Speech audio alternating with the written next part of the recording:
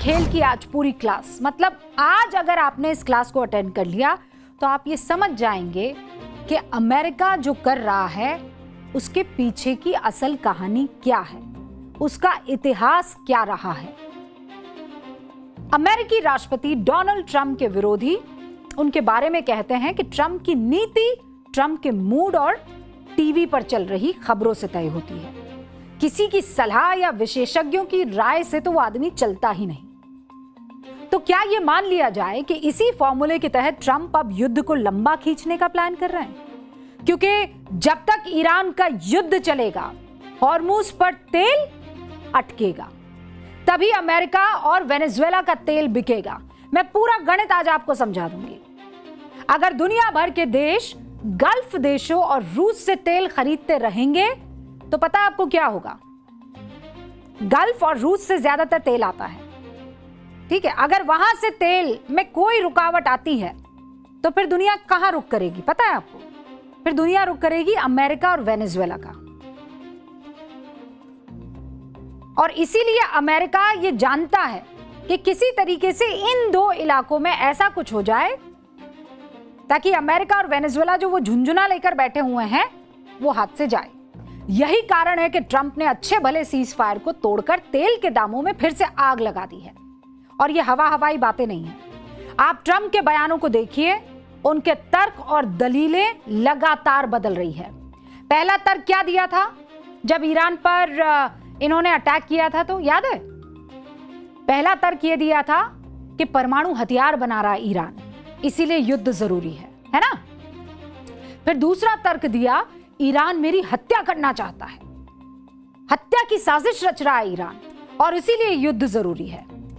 ठीक है, दूसरा तर्क। अब तीसरा तर्क, स्ट्रेट ऑफ हॉर्मुज की सुरक्षा करना बहुत इंपॉर्टेंट है, इसीलिए युद्ध करना जरूरी है। अब ये नया तीसरा तर्क आ गया है, यानी ईरान युद्ध पर सीजफायर करना ट्रंप का ढकोसला था, क्योंकि जब जब युद्ध चलता है तब तब अमेरिका का तेल एक्सपोर्ट बढ़ता है। अब आप मुझे बताइए कि इस युद्ध को रोकने में किसका नुकसान है?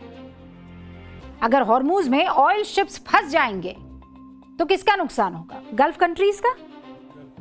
और जब उनका नुकसान होगा और बाकी जो देश उनसे तेल खरीद रहे हैं तो वो कहीं और देखेंगे कि कोई और है जहां से तेल मिलता है। तो कोई और कौन है? अमेरिका और वेनेजुएला। इनके यहां से शिप दूसरे रास्ते से निकलेंगे। आज ये पूरा खेल थोड़ा विस्तार से आपको जानने की जरूरत है। ट्रंप के तेल वाले खेल को देखकर मशहूर फिल्म शोले का एक डायलॉग आपको सुनाती हूं, तैयार हैं? एक तो वो गब्बर है, एक वो वीरू है, ठीक है। गब्बर वीरू की जान की सलामती के लिए बसंती को धमकी देता है कि जब तक तेरे पैर चलेंगे तब तक उसकी सांस चलेगी, है ना?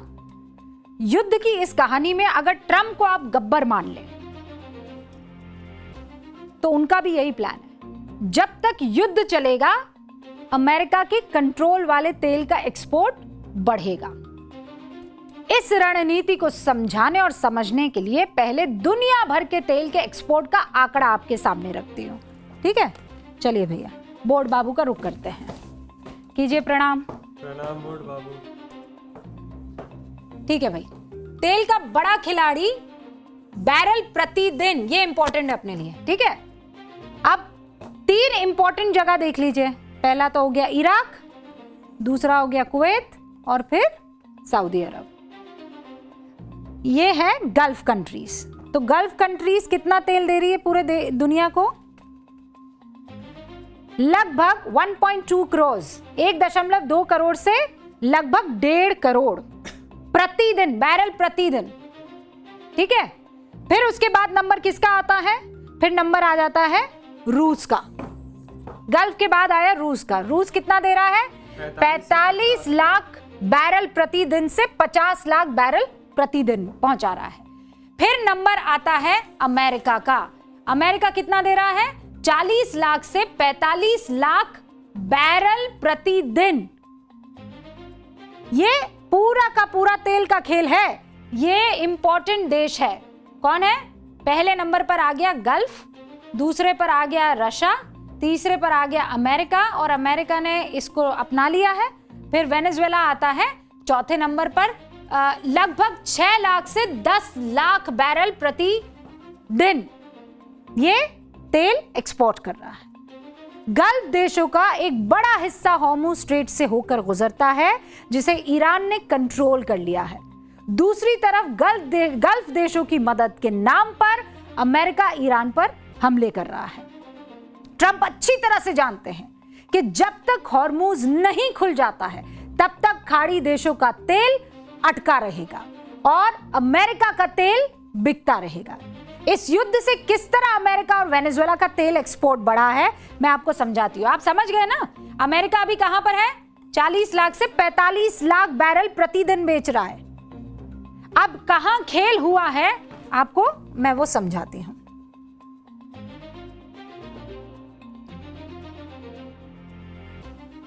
अब ये आ गया नोटपैड।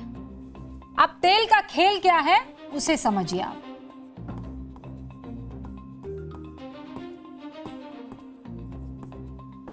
सबसे पहले अमेरिका कब से कब तक कितना, मतलब अभी जो ताजा आंकड़े हमारे पास है वो पहला है जनवरी का। जनवरी में तेल कितना एक्सपोर्ट किया अभी मैंने आपको बताया था। हाँ, जनवरी 2026 से लेकर अप्रैल, मैं अभी अप्रैल भी लिख रही हूं, इसको ध्यान रखिएगा, ठीक है? वो भी 2026 ही। जनवरी में कितना तेल अमेरिका निकाल रहा था अभी मैंने आपको बताया था 40 लाख बैरल पर डे,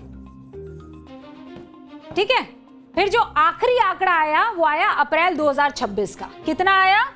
ये 40 हो गया 56 लाख बैरल प्रतिदिन। मतलब जब ये चला, जब ये वॉर चलने शुरू हो गया उसके बाद से आप देख लीजिए, ठीक है? अप्रैल, जनवरी अप्रैल में 2026 में पहले तो था 40 लाख बैरल प्रतिदिन और फिर आ गया 26 लाख बैरल प्रतिदिन। आप जरा इसको अगर जंप आप निकालना चाहे तो कितना हो गया भैया? कितना हो गया? लगभग 16 हो गया। 16 डिवाइडेड बाय 40 अगर करेंगे तो कितना आ जाएगा? और फिर उसके बाद इंटू 100 भी करेंगे, कितना आएगा? 40%।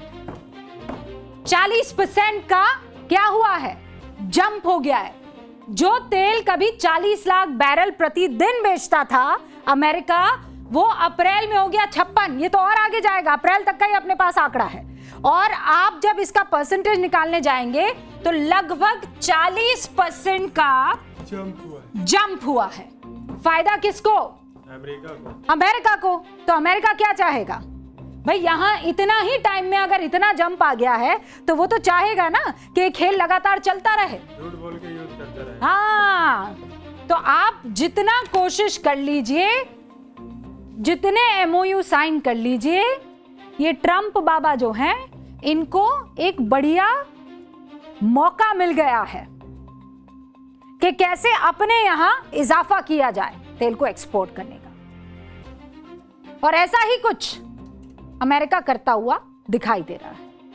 अब आप बताइए, जब इस जंग से अमेरिका वेनेजुएला दोनों हाथों से माल बटोर रहे हैं तो इस युद्ध को रुकवाना चाहिए या चलते रहना चाहिए? भले ही इस युद्ध की वजह से गल्फ देशों को नुकसान हो रहा हो, उन बेचारों का सच में तेल निकल गया हो, लेकिन दूसरी तरफ अमेरिका और उसके कब्जे वाला वेनेजुएला क्या कर रहा है? माल छाप रहा है। और ऐसा पहली बार नहीं है जब अमेरिका ने ईरान का इस्तेमाल करके तेल का पूरा खेल रचा हो। मैं आपको इतिहास में ले चलूं। ईरान के तेल की ये लड़ाई करीब 125 साल से चलती आ रही है। कितने साल? 125 साल। पहला किरदार ब्रिटेन था, फिर हुई अमेरिका की एंट्री। आज आपको तेल की दुश्मनी वाला इतिहास बताती हूं। इसकी शुरुआत हुई थी 1901 में। ब्रिटिश नागरिक विलियम नॉक्स डर्सी, ये जो कहानी है ये आपको समझा देगी। विलियम नॉक्स डार्सी ईरान के शाह से 60 साल का तेल खोजने का अधिकार ले लेते हैं। 1908 में ईरान में पहली बार बड़े पैमाने पर तेल की खोज होती है। फिर 1909 में एंग्लो पर्सियन ऑयल कंपनी एपीओक की स्थापना होती है।